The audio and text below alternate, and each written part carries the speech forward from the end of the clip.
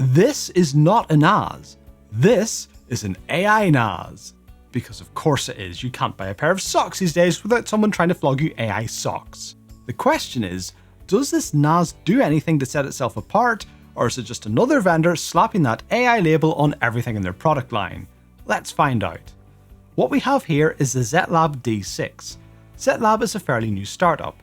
This and the smaller D4 are their first products. As such, the software in particular is currently undergoing rapid development. I received a preview unit and the software was clearly in an unfinished state, but its capabilities have grown significantly and a lot of bugs have been fixed while I've been testing it. I didn't want to review something that would change before you could actually get your hands on it, but the software has just reached beta stage as I prepare this video, and the device is now being offered for sale on their website, so I think that makes it fair game. As usual, I'll start with the hardware, and I will say that considering this is their first product, they've done a pretty good job of putting it together. The top section is metal, this part of the bottom is plastic. There are no rough edges or visible defects. Starting at the front, this model has 6 3.5-inch drive bays. These use a toolless mechanism to secure the drives, and it's probably the best toolless mechanism I've tested in this class of device. It is plastic, but it uses a button to release the drive, and it feels more robust than the flimsy catches you tend to find in these things. For 2.5-inch drives, you'll need to use screws. I don't know if this will be the case for you, but mine did not come with any screws. The TerraMaster and Ugreen devices I reviewed both included screws in the box, so it'd be nice to see Zettlab do that as a value add, but you may need to source your own. The drive bays are not lockable, so best keep them out of the reach of curious hands. Towards the bottom we have some very interesting I/O choices. As a content creator, I appreciate Zettlab including an SD card slot. I'm not sure I need 3 of the things, but the more the merrier I suppose. You get an SD3 slot, an SD4 slot, and a micro SD4 slot. Beside those are 2 USB ports, one Type A and one Type C. Both are USB 3 Gen 1 at 5 gigabits per second. Finally, you have a copy button. This can be used to trigger a job that imports files from any media plugged into the front ports. So once I'm finished filming, I could pull the SD card out of my camera, stuff it in the front of the NAS, and press the copy button to have it automatically ingest and even transcode my video files. On the bottom left you have a handy little display. This shows disk status, CPU and memory utilization, storage capacity, and a few other bits and bobs. The most useful thing it does is show you the IP address. With most of these devices you'll plug them in, it'll pick up an IP address from your router automatically, and then you need to either look at your DHCP logs or use an app to scan for it. Just having the IP address displayed on the front is seriously helpful. The display is not customizable besides the ability to turn it off and on. What is customizable is this light bar glowing just below the drive bays. You can change the colour, enable different effects, or turn it off entirely. It looks nice, and along with the display, it gives the device a more premium appearance than you'd normally find at this price point.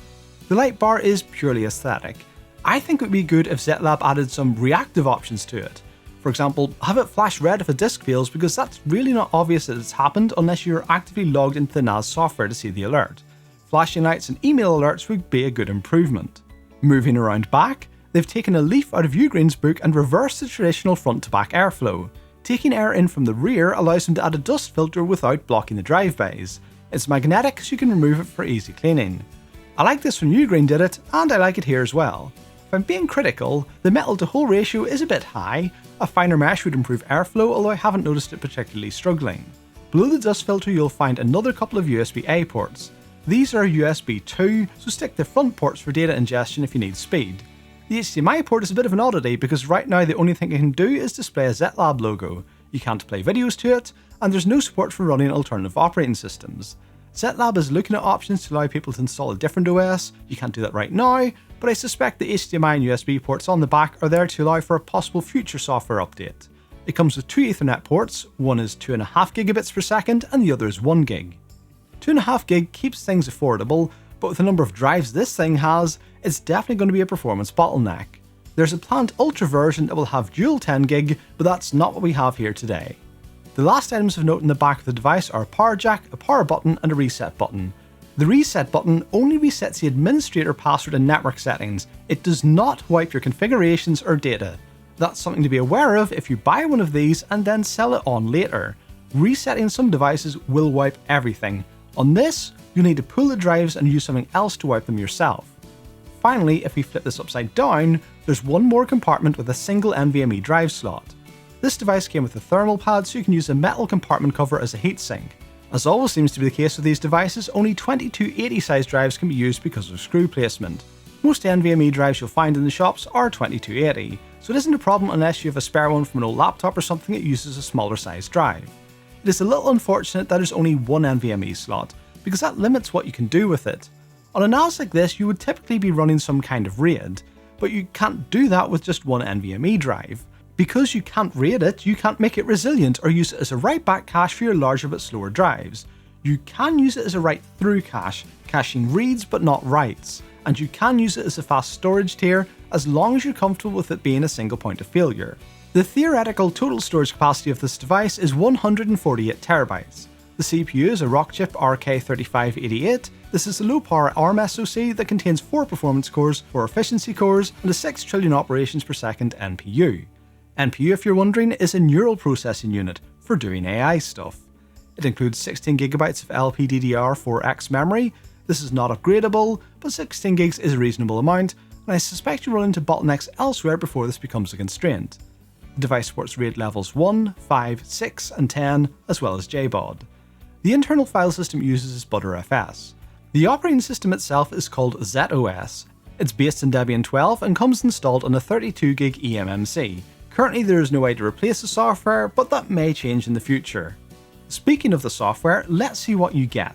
I'm going to split the software part of this review into 2 sections. I'm going to cover the general NAS stuff first, then move on to its AI features, because that really is what this is all about, but it's still a NAS and it still needs to store files. To set expectations, the software is still being developed. The version I'm reviewing has just moved from alpha to beta, but this is from a new startup, so don't expect it to feature parity with the likes of Synology, who've been building these things for decades. You're in early adopter territory here. As usual with these devices, it's pretty bare bones out of the box, and you need to install apps to add functionality. This is a sensible approach to conserve resources and reduce the attack surface. The selection of first-party apps is pretty limited, but you can install a lot of the usual third-party suspects like Nextcloud, Home Assistant, Jellyfin, and so on. Compared to other devices in the market, the built-in App Center is fairly small, but it does include support for both Docker and virtual machines, which basically lets you run anything you want if you know how to set it up. The inclusion of Docker makes a big difference here, and will help plug a lot of the gaps left by first-party apps. If you're looking for a NAS that can double as a home lab though, I don't think this is going to meet your needs. The CPU doesn't have a lot of spare horsepower, and being ARM rather than x86 will limit the types of virtual machines you can run. You won't be able to run Windows, for example. Yes, an ARM build of Windows 11 exists. No, it isn't compatible. Linux is an option, but maybe a little hit and miss. It was frustratingly slow though. Although you can technically run virtual machines, it's not something I would recommend on this hardware. A few Docker containers could be fine, but if you like what Zettlab is doing and you want to build out a proper lab, then you'll be better off waiting for the Ultra models that are planned to ship with Intel Core Ultra 5 processors. In terms of file sharing protocols, besides the Zettlab apps and the web interface, the NAS supports SMB, which is native to Windows, and supported by pretty much everything else, and NFS, which tends to be better supported by Linux and Unix. FTP is there in both standard and secure form, don't use that please, and encrypted FTPS, which is FTP over SSL. There's also support for WebDAV and rsync, as well as Time Machine integration for Macs. Notable omissions are SFTP, this uses SSH rather than SSL, and iSCSI. That said, iSCSI in anything less than a 10 gig network is probably quite limited in usefulness anyway. How the data gets shared to the network is a bit simplistic compared to other NAS devices. It isn't actually possible to define your own file shares. What happens is that each user gets their own share that only they can access, and there's an additional share called Teams that everyone can access. That doesn't mean you don't have granular permissions though. Within the team share you can create subfolders, and you can assign different permissions to each of these folders. It's just that everything you want to share with other people in a traditional Windows sense has to be placed inside the team share. Within the app or web interface there is a little bit more flexibility. You can share folders within your personal area, and they'll appear under this shared by others heading within the app, but they won't be accessible via traditional Windows file sharing if they're not part of the Teams folder structure. It's also worth noting that admins can see everything, including other users' personal files, and there's no way to turn that off. Yes, an administrator needs the ability to override permissions where necessary, but giving them full access to everyone's stuff all the time, it's not great for the privacy of other users. There's also an external sharing feature that lets people access your files from the internet via a link. This is dependent on the NAS's remote access feature, so turning off remote access also disables external sharing. For media, there's a native DLNA service for streaming to other devices, a theatre app that lets you play videos from the app's or web interface, and a Photos app that includes some AI goodness we'll talk about a bit later. Personally, I would give the theatre app a miss and just install Jellyfin. That's often the case with these NASs. Unless you're willing to sink a massive amount of development time into building a full native media centre, you're probably going to be better off just installing one of the more dedicated third-party apps like Jellyfin, Emby or Plex. One thing I found amusing about the choice of apps in its app centre is a lot of them are, how can I put this, piracy friendly? But then they have a collection of apps, including first-party apps, that specifically cater to content creators. I'm getting arms dealer vibes here, selling to both sides. On the creator-friendly side, it comes with an app called Creator Studio to help you plan out your videos, with support for templates, storyboarding, media organisation, and a Kanban-style planner. You know, I'm starting to feel a little inadequate here because I'm nowhere near this organised with my videos. Right, let's talk about the AI, because that is this little box's party trick. There are several AI capabilities baked in, some a little bit gimmicky, some actually useful, and without getting too overexcited, some of it is in my opinion a glimpse into the future of local network storage. The first thing worth mentioning is the least visible unless you're watching the performance metrics. If you were watching the performance metrics, you would notice right after you upload a new file, the CPU and NPU utilization suddenly jumps up.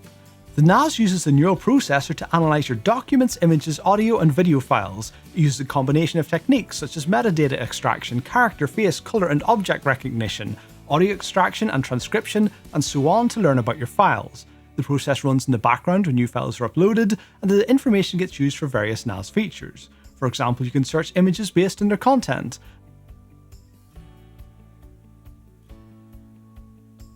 And if you click on an audio or video file, you'll see the transcribed subtitles.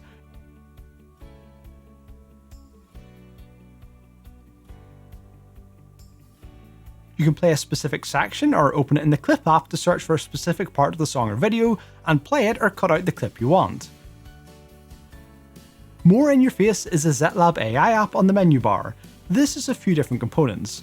Search allows you to search your files using the information discovered by the AI learning task. You can also do this from the desktop, the file explorer, or within apps like the Photos app.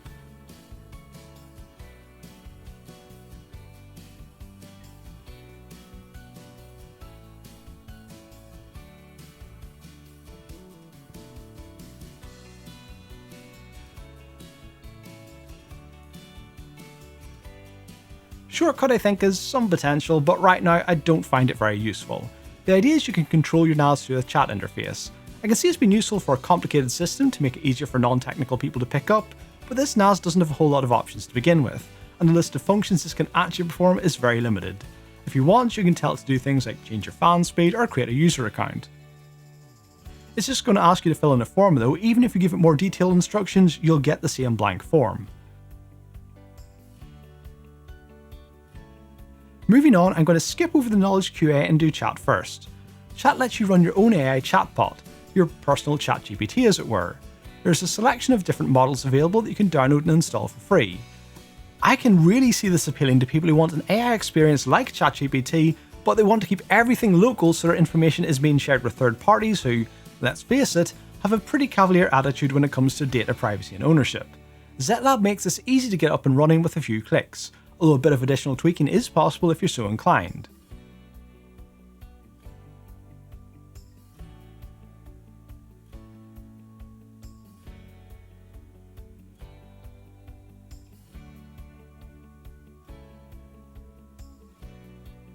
If you have any knowledge of AI models though, you're probably wondering how on earth Zettlab managed to get this to run on a low-power Rockchip ARM processor. The answer is, they didn't.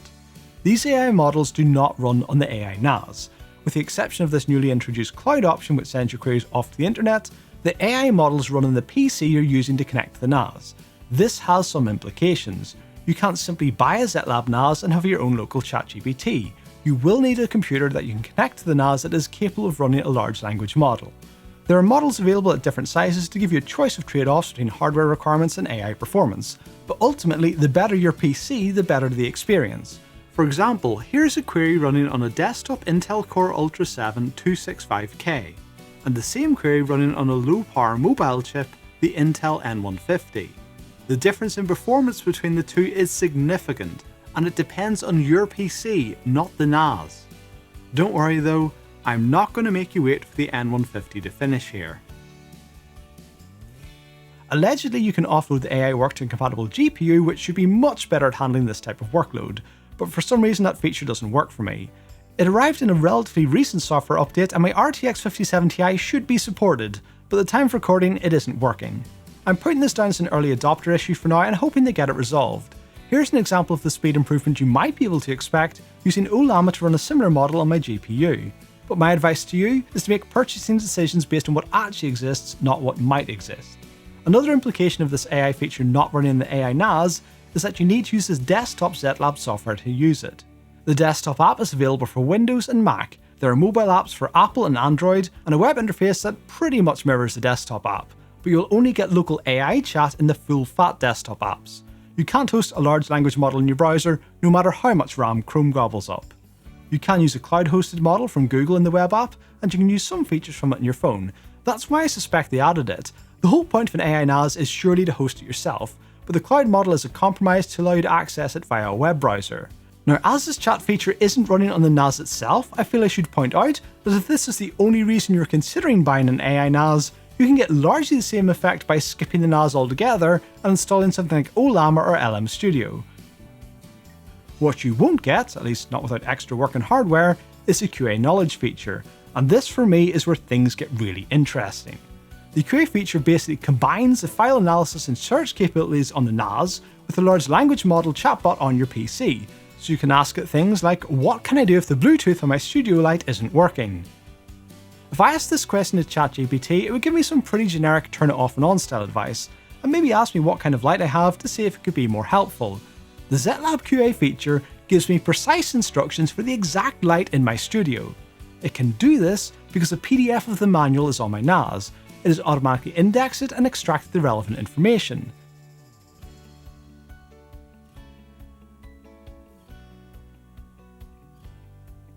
I've also dumped the manual for my oven on there somewhere, so if I ask it what the error message F111 means, it already has the context to answer it properly from the document.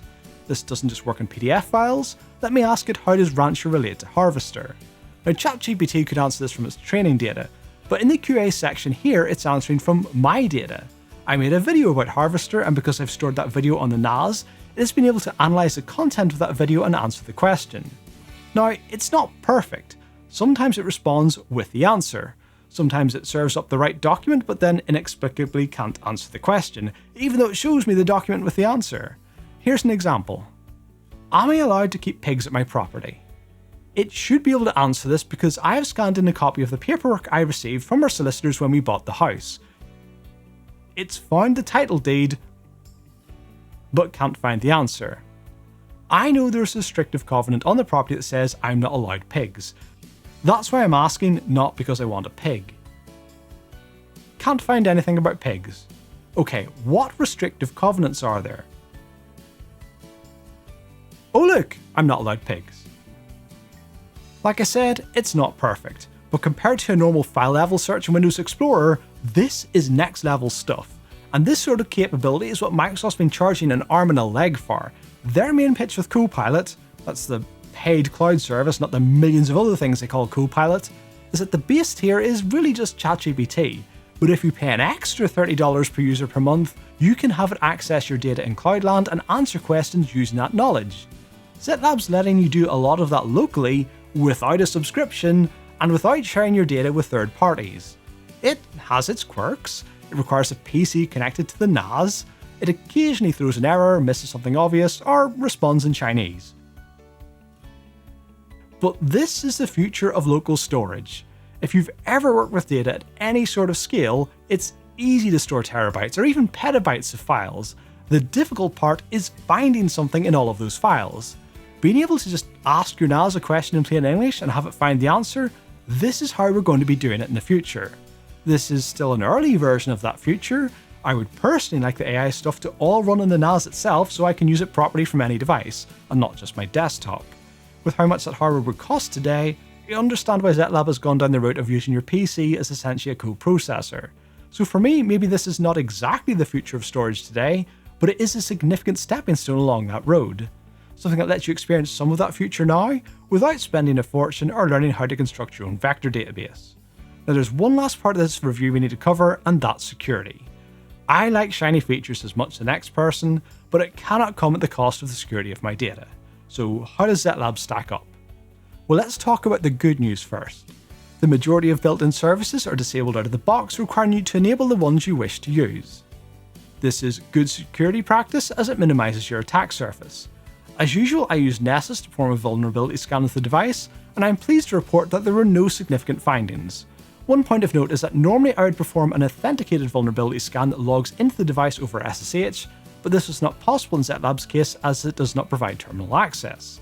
This does reduce the thoroughness of the vulnerability scan, so to give it the best chance of finding problems, I enabled all of the built-in services instead of just the typical ones.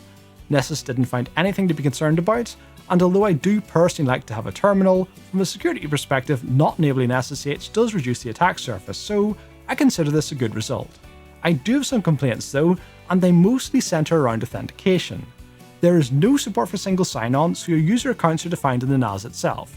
This is not necessarily a problem, but the NAS only supports single-factor authentication using a password. Accessing it on a local network, not a big deal, but it supports remote access from the internet, and that is not good.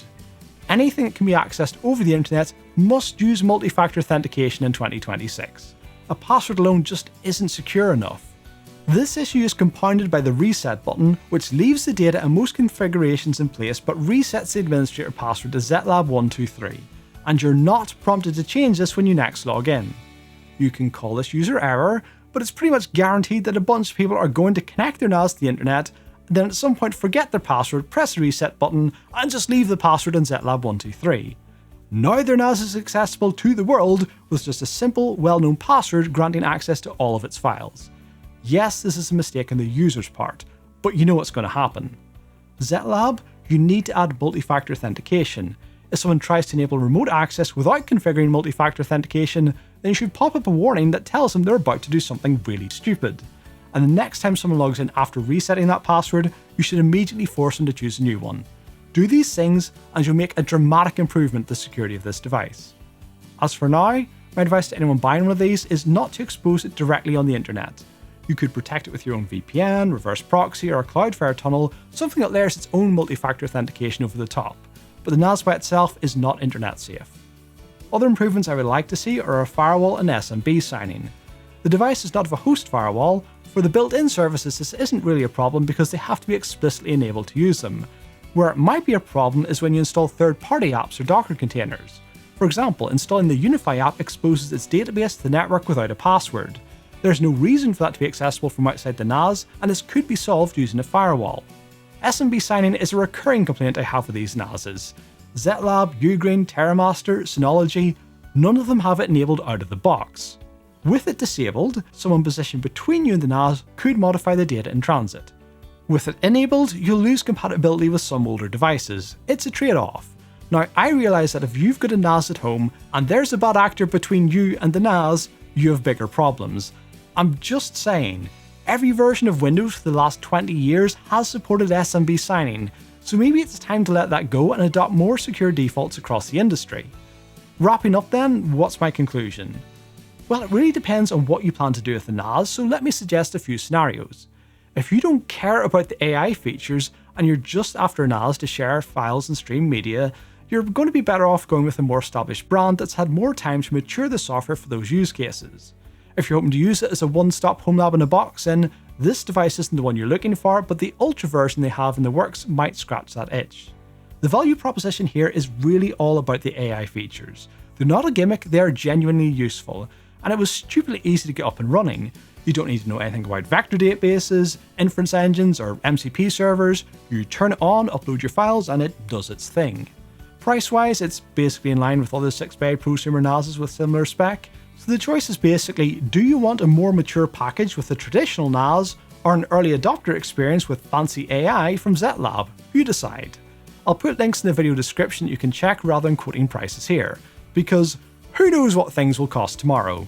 I bought this RAM last year for £151.99, and now the same thing costs more than £1,000. The market is broken. I don't know what a NAS will cost by the time you watch this, sorry. One final scenario worth mentioning is that of the content creator, because I feel Zettlab has paid particular attention to this one. Let me set the scene for you. You're working in a team to create a video, maybe for YouTube. You storyboard it, plan out your shots, and assign tasks in Creator Studio. You shoot the video, take the SD cards out of your A-roll and B-roll cameras, stuff them into the front of the NAS, and hit the copy button. The NAS ingests the files, automatically transcodes proxy media for editing, and indexes the contents. Back in Creator Studio, as you're linking clips to shots, you remember about a quote from a different video that would fit in beautifully. So you type the quote into the search bar. The NAS finds the video from its AI transcription and links you to the clip app to trim out the relevant section. There's definitely something here for videographers. For me, I'm just a lone hobbyist, I don't need all of this. If I had a team, this would be really helpful. But I think I'd hold off the Ultra version to get the 10 gig network and have my editors work directly from the NAS. Maybe this isn't the exact model for a video team, but they're onto something. And you're onto something too. It's your next video, right here. See you there.